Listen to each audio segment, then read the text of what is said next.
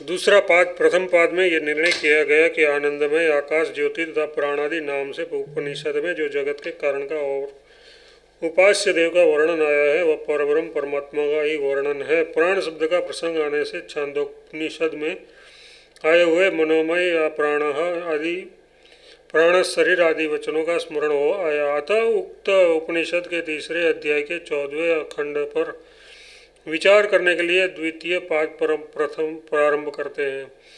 इस पाद में ये पहला प्रकरण 8 सूत्रों का है। छांदोपनिषद में पहले तो संपूर्ण जगत को ब्रह्मरूप समझकर उसकी उपासना करने के लिए कहा गया है। उसके बाद उसके लिए सत्य, संकल्प, आकाशात्मा और सर्वकर्मा आदि विशेषण दिए गए हैं जो कि ब्रह्म के प्रतीत होते हैं। तत्पश्चात उसको अणियान यथार्थ अत्यंत छोटा और जयान यथार्थ सबसे बड़ा बताकर हृदय के भीतर रहने वाला अपना आत्मा और ब्रह्म भी कहा है। इसलिए यह जिज्ञासा होती है कि उक्त उपास्य देव कौन है, जीवात्मा या परमात्मा अथवा कोई दूसरा ही। इसका निर्णय करने के लिए यह प्रकरण आरंभ किया जाता है। सर्वत्र प्रसिद्धो पदेशात। सर्वत्र मतलब संपूर्ण वेदांत वाक्यों में जगत की उत्पत्ति, स्थिति और लय के कारण रूप से प्रसिद्ध परब्रह्म की उपास्य देव के रूप में उपदेश किया हुआ है। इसलिए छांदोक्त श्रुति में बताया हुआ उपास्य देव ब्रह्म ही है।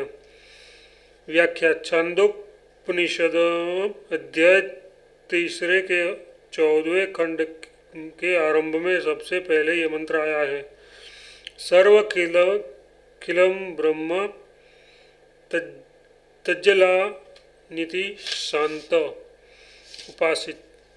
यथार्थ यह संपूर्ण चराचर जगत निश्चय ही ब्रह्म ही है, क्योंकि ये उससे उत्पन्न हुआ है। स्थिति के समय उसमें चेष्टा करता है और अंत में उसी में लीन हो जाता है। साधकों को राग द्वेष रहित शांत चित्त होकर इस प्रकार उपासना करनी चाहिए। अर्थात ऐसा ही निश्चयात्मक भाव धारण करना चाहिए, क्योंकि ये मनुष्य संकल्पमयी है। इस लोक में ये जैसे संकल्प से युक्त होता है, यहाँ से चले जाने पर परलोक में ये वैसा ही बन जाता है। अतः उसे उपयुक्त निश्चय करना चाहिए।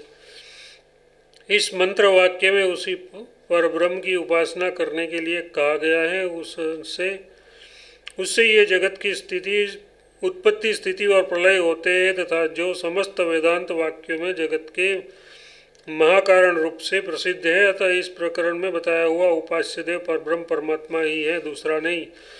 संबंध। यहाँ यह प्रश्न उठता है कि उपास्य देव को मनोमय और प्राण रूप शरीर वाला कहा गया है।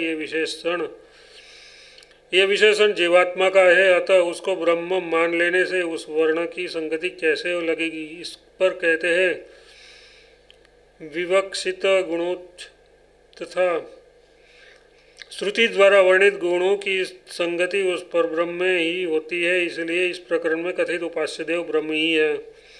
व्याख्या में उपास्य देव का वर्णन इस प्रकार उपलब्ध होता है।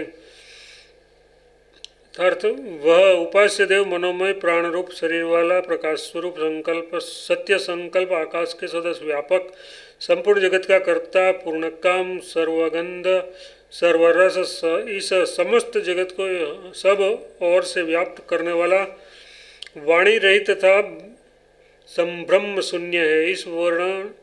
इस वर्णन में उपास्य देव के जो उपादेय गुण बताए गए हैं वे सब ब्रह्म में ही संगत होते हैं। ब्रह्म को मनोमय तथा प्राण रूप शरीर वाला कहना भी अनुचित नहीं है, क्योंकि वह सबका अंतर्यामी आत्मा है। कनोपनिषद में इसको मन का भी मन तथा प्राण का भी प्राण बताया है। इसलिए इस प्रकरण में बताया हुआ उपास्य देव परब्रह्म परमेश्वरी है। संबंध। उपयुक्त सूत्र में श्रुति वर्णित गुणों की उपास्य मतलब संगति ब्रह्म में बताई गई है।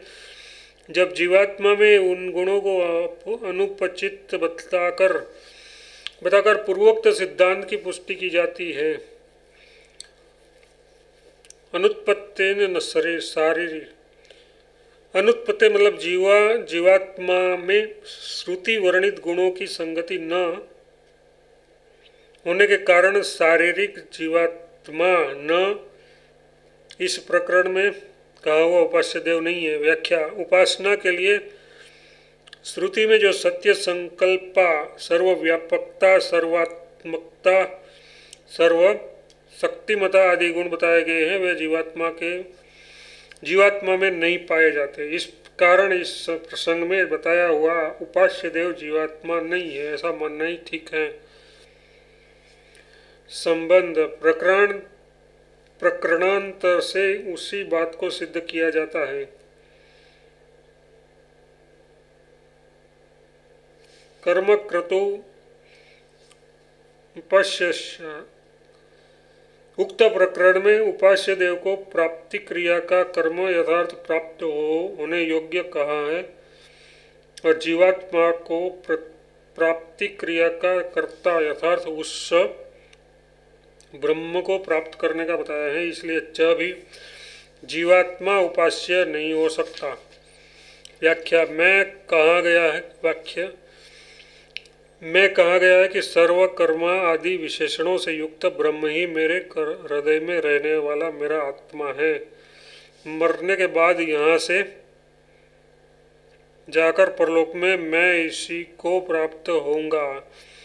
इस प्रकार यहाँ पूर्वोक्त उपास्य देव को प्राप्त होने योग्य तथा परमात्मा को उसे पाने वाला कहा गया है। अतः यहाँ उपास्य देव परब्रह्म परमात्मा है और उपासक जीवात्मा, यही मानना उचित है। संबंध, प्रक्रांत से पुनः उक्त बात की ही पुष्टि करते हैं।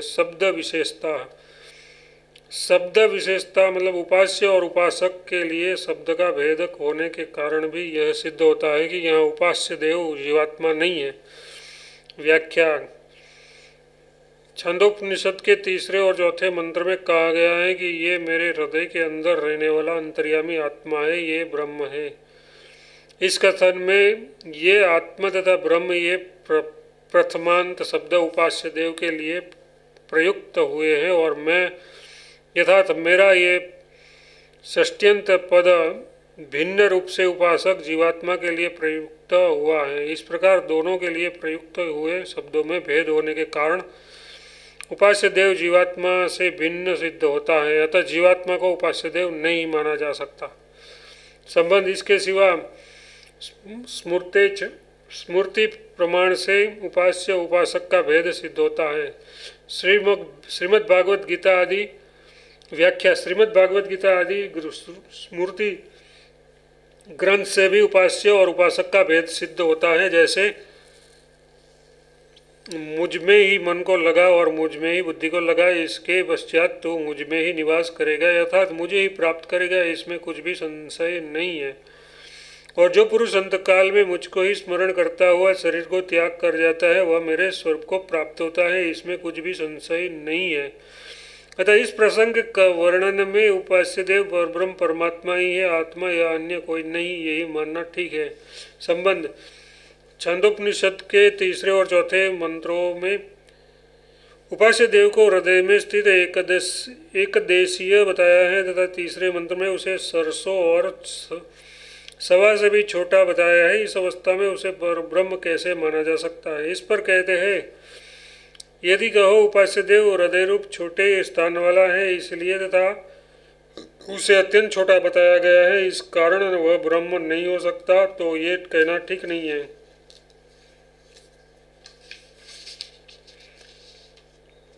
क्योंकि हृदय देश में द्रष्टव्य है, इसलिए एक का मतलब उसके विषय में ऐसा कहा गया है तथा वह आकाश की भांति सर्वत्र व्यापक है, इस दृष्टि से भी ऐसा कहना उचित है। व्याख्या, यदि कोई यहाँ शंका करे कि छंदोपनिषद के तीसरे और चौथे मंत्रों में उपास्य देव का स्थान हृदय बताया गया है जो बहुत छोटा है तथा तीसरे मंत्र में उसे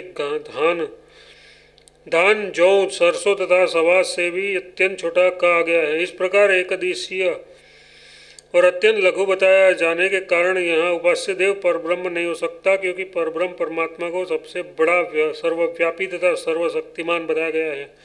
तो ऐसा कहना ठीक नहीं है, क्योंकि उक्त मंत्रों में जो परब्रह्म परमात्मा को हृदय में स्थित बताया गया है वह उसके उपलब्धि स्थान की अपेक्षा से है। भाव ये है कि परब्रह्म परमात्मा का स्वरूप आकाश की भांति सूक्ष्म और व्यापक है, अतः वह सर्वत्र है, प्रत्येक प्राणी के हृदय में भी है और उसके बाहर भी।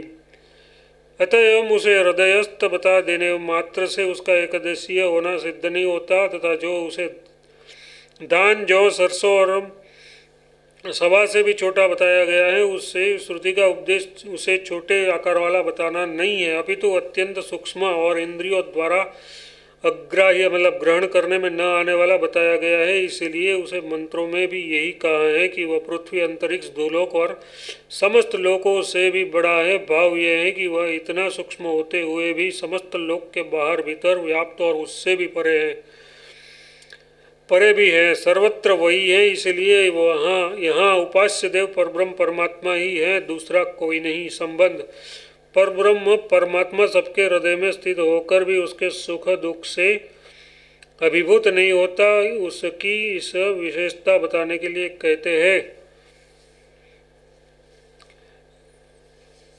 यदि कहो सबके हृदय में स्थित होने से चेतन होने के कारण उसको सुख दुख का भोग भी प्राप्त होता होगा, तो ऐसा कहना ठीक नहीं है, क्योंकि जीवात्मा की अपेक्षा उस परब्रह्म में विशेषता है। यदि कोई ये शंका करे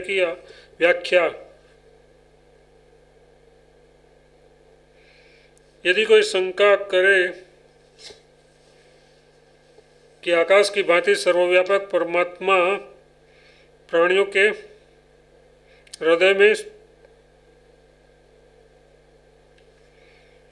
स्थित होने के कारण उस जीवों के सुख दुखों का भोग भी करता ही होगा, क्योंकि वह आकाश की भांति जड़ नहीं चेतन है और चेतन में सुख दुख की अनुभूति स्वाभाविक है, तो वह कथन ठीक नहीं है, क्योंकि परमात्मा में कर्तापन का अभिमान और भोक्तापन नहीं है। वह सबके हृदय में रहता हुआ भी उनके गुण दोषों से सर्वथा असंग है, यही जीवों की अपेक्षा उसकी विशेषता है। जीवात्मा तो अज्ञान के कारण कर्ता और भोक्ता है, किंतु परमात्मा सर्वथा निर्विकार है, वह केवल मात्र साक्षी है, भोक्ता नहीं। इसलिए जीवों के कर्म फल रूप सुख दुखादि के उसका संबंध होना संभव नहीं है। संबंध ऊपर कहे हुए प्रकरण में यह सिद्ध किया गया कि सबके हृदय में निवास करते हुए भी परब्रह्म भोक्ता नहीं है, परंतु वेदांत में कहीं कहीं परमात्मा को भोक्ता भी बताया गया है। फिर ये वचन किस अन्य के विषय में है या उसका कोई दूसरा ही अर्थ है, ये निर्णय करने के लिए आगे का प्रकरण आरंभ करते हैं।